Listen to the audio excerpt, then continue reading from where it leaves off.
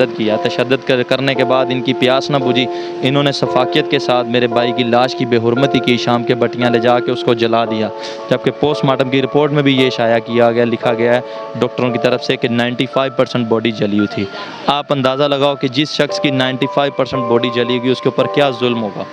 बिस्मिल्लाहिर्रहमानिर्रहीम, अस्सलाम वालेकुम। मैं हूं आपका होस्ट वाजिद ख़ान और आप देख रहे हैं ख़बर ऑनलाइन। जैसा कि आप जानते हैं कि लाहौर शहर में डिलीवरी बॉय का जो केस सामने आया, आखिरकार मामलात क्या थे और उन्हें तशद्दुद करके क्यों मारा गया। हमारे साथ उनके भाई मौजूद हैं, हम इनसे जानेंगे कि आखिरकार मामलात क्या थे। अस्सलाम वालेकुम।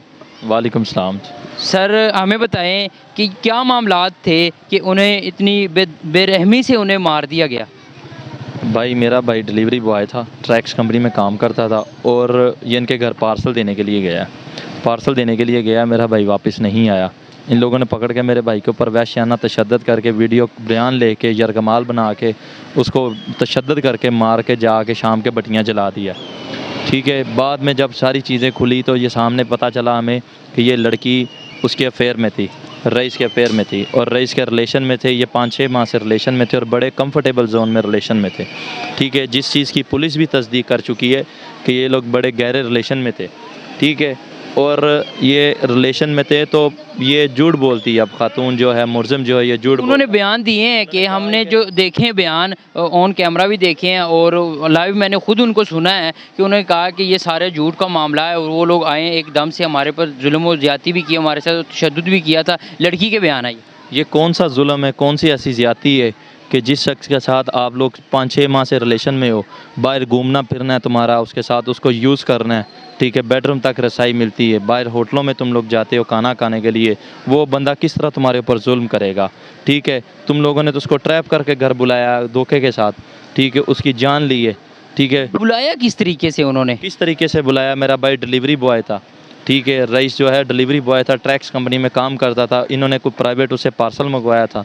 ठीक है, पार्सल के हवाले से इन्होंने बुलाया मेरे भाई को घर पे, घर बुला के इन्होंने वहशियाना उसके ऊपर तशद्दुद किया। तशद्दुद करने के बाद इनकी प्यास न बुझी, इन्होंने शफाकियत के साथ मेरे भाई की लाश की बेहुरमती की, शाम के बटियाँ ले जा के उसको जला दिया।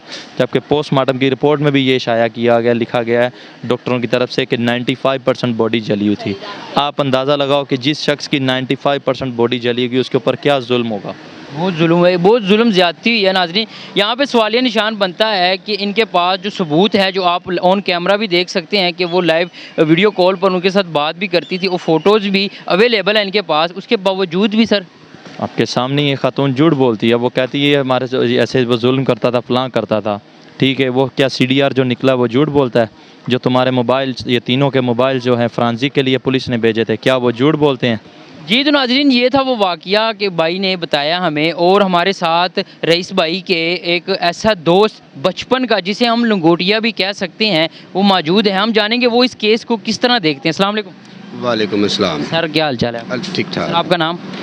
मोहम्मद नाज़म। भाई हमें बताया कि आखिरकार ये मामलात क्या थे। आप भी मौजूद थे उनके साथ, जो मालूम हुआ है कि डिलीवरी देने वो गए थे वहाँ पे।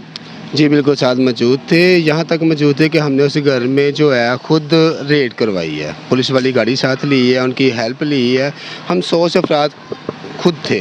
हमने उनकी सारी रैकी लगाई है, फील्डिंग लगाई है लड़कों के साथ। जहाँ तक हमारा लड़का नहीं मिल रहा था, राना रईस नहीं मिल रहा था, तो हमें तो बेचैनी थी।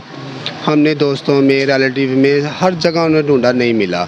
जो 2 दोस्त साथ जाने वाले थे उन्होंने हमें बताया था कि फ़लाँ घर में डिलीवरी देने के गया था। हम साथ ने कहा थी आप यहाँ पे वेट करें 10-15 मिनट, मैं आ रहा हूँ वापस।